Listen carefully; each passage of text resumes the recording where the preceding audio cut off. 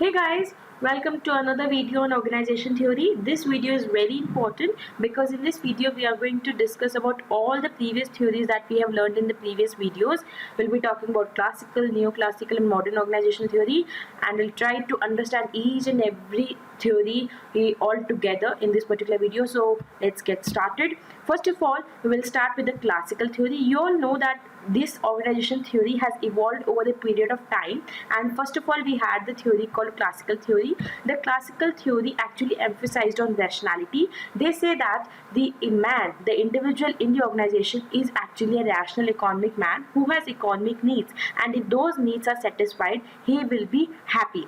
And so there will be a concept called auto-goal congruency. That means the organizational goal will automatically achieve the human goal or the individual goals. So there will be goals will be automatically congruent, and hence they actually ask for striving for rationality, and happiness will be obvious. This is what classical thinkers said, and the thinkers like F.W. Taylor, Henry Fayol and Weber, they came up with various theories which became very famous over time. We'll be talking about F.W. Taylor's theory. This theory was like a very structured, organized theory, and in this he is focusing on 6 principles and 5 techniques. Like 6 principles, these capital letters, these are the keywords. Like she has a machine made city. S stands for science, not not rule of thumb. H is harmony, not discord. M is mental revolution. Another M is maximum output, not restricted output. C is for cooperation, not individualism, and D is for development of individual. Okay, these 6 principles, these are like very much organized, very much structured, talk about one best way of doing things, and they talk about cooperation in the organization, and somewhere auto-goal congruency is what they are emphasizing on. And he has also suggested 5 techniques, that means PSS. These 5 techniques are like: P stands for piece-weight plan, which includes differential piece-weight system. S is standardization. Standardization has 2 particular techniques in it: standardization, and one is work study as well. Another S is for specialization, and specialization comes through separation of planning and execution, and plus functional foremanship. So we have functional foremanship, separation of planning and execution, then standardization, then work study, and then differential piece-based plan. These are the 5 techniques which are suggested by F.W. Taylor, which help us to achieve these 6 principles. His particular theory is also known as scientific management, where he has laid down on one best way of doing things. He talks about motion study, time study, etc., in order to get the work done on time and with maximum organizational efficiency. He's talking about maximum output, not minimum output. So he stresses on the organizational profitability, etc. Okay, so next one is Henry Fayol's. It is being praised for being universal because it was first universally applicable approach or theory. F.W. Taylor was mainly for the manufacturing organizations, and Henry Fayol presented his theory as a universal theory which is applicable to all kinds of organization, irrespective of its size and type. He says that every organization has 6 activities in it, which includes technical, commercial, accounting, finance, security, and managerial. And he says that the managerial activity actually manages all other 5 activities and it is the prime activity. And that managerial activity has 5 functions, 5 main functions, which is POC3, that is planning, organizing, commanding, coordinating, and finally controlling.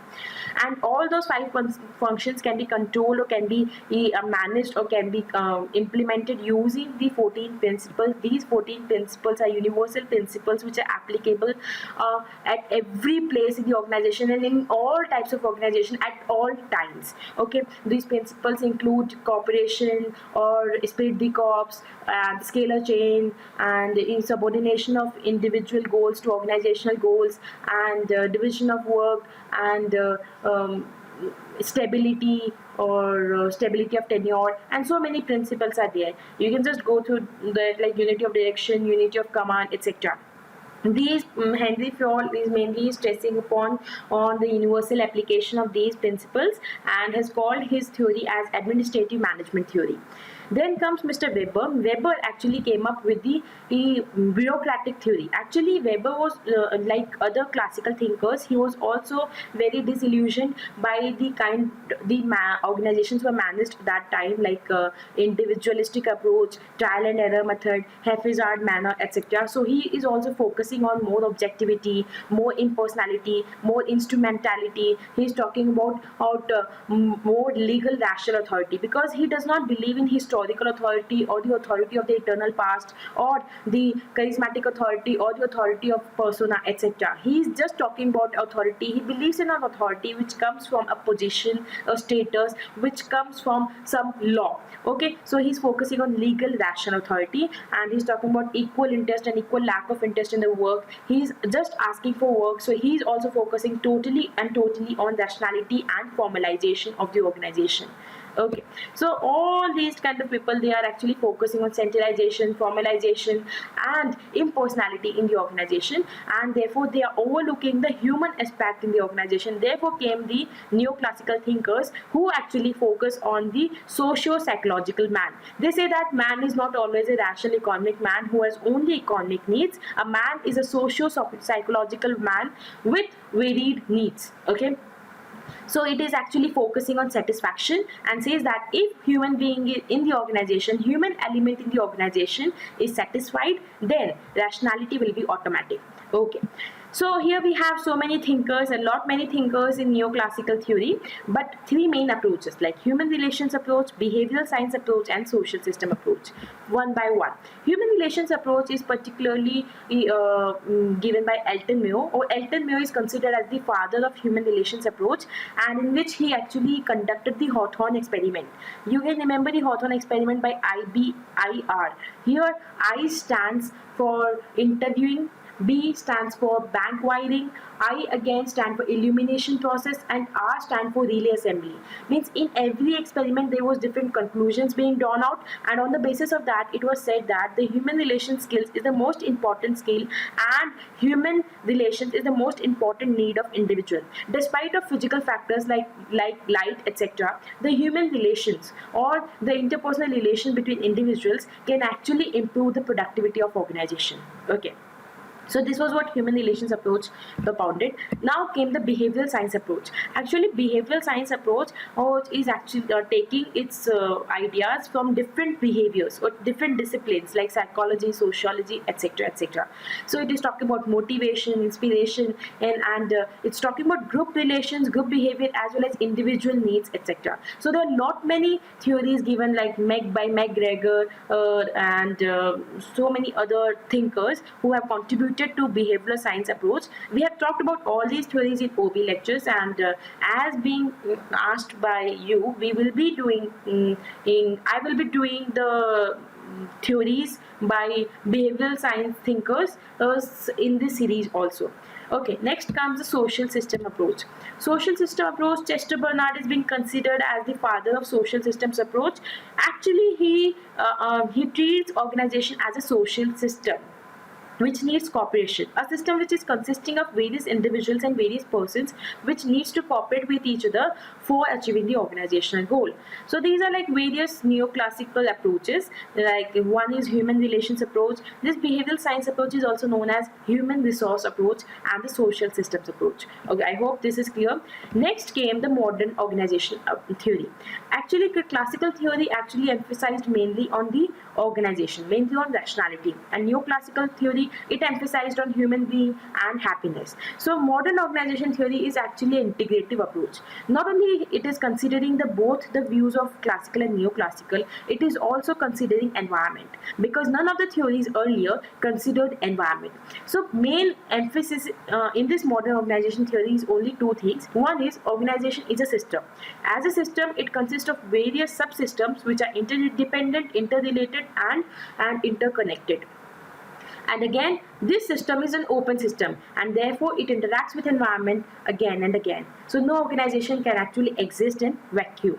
Okay, so in this also we have like two approaches. One is systems approach and contingency approach. Systems approach mainly deals with organization as a system.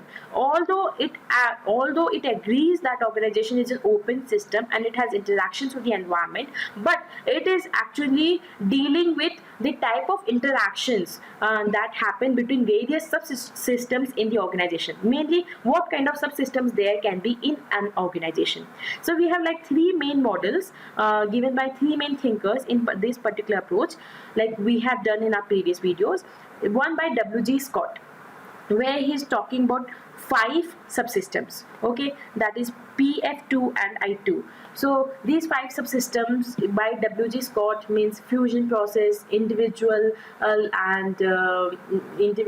informal organization, formal organization, and etc. So we talked about all these subsystems. He asked 5 main questions, that what are these subsystems, how do they connect with each other, what are the goals, etc, etc. Okay, the next thinker is Kajo and Januzas, and he has given us very important subsystems. Those are PSS, SSS, and TSS. PSS is power subsystem, SSS is social subsystem, and TSS is technical subsystem. So TSS classical part को देखता है, SSS neoclassical part को देखता है, PSS दोनों को एक तरीके से एक अलग view present करता है. Okay, so this was by Kajo and Januzas. Then is Cast and Rosenwicker. इसके लिए एक थोड़ा सा I carved something that is PM ने GST लगाया. So these capital letters are the keywords. PM ने GST लगाया. So P is like psycho or sociological subsystem, and T is a technical subsystem, M is the managerial subsystem, and G is the goals and values subsystem, and S is the structural subsystem. Oh, I remember, that's cool. So PM ने GST लगाया, it's like 5 subsystems. So one is socio-psychological subsystem, psycho-sociological subsystem, this is goals and values subsystem, and this M is managerial subsystem, S is structural subsystem, and T is the technical subsystem. Cool. So these are like various subsystems which are being suggested by Carsten Ojenvik, and this is about the systems approach. Now came the contingency approach, which is mainly dealing with the environment and the organization. It talks about how organization interacts with environment, or what kind of environment will lead to what kind of organization. They're suggesting us the views. Actually, they are suggesting us the techniques that should be used in a particular kind of environment. So this is more pragmatic kind of approach. One, we have talked about Lawrence and Losch model, in which it is an if-then approach. Means they have suggested 3 kind of situations, 3 kinds of environmental situations, and then what kind of organization we need to have in those particular environmental situations. Like 3 situations include a very diverse kind of environment, stable environment, and unstable environment. Again, Ms. Burns and Stocker, he is talking about mechanistic and organic structure. Okay, organizational structure. So or organizational design. So mechanistic is for the stable environment, organic is for the more living organizations, means more open environment or more unstable environment. Okay guys, so this particular contingency approach is mainly dealing with the environment and the organizational design. I hope this one is clear. To understand all these things in a better way, just go through the previous videos that will talk about all these things in detail. Then we're talking about Mary Parker Fowler. She is like contemporary of Henry Fowler, but actually her theory was way ahead of time, because she talked about law of situation that time. She talked about leadership, which is situational leadership.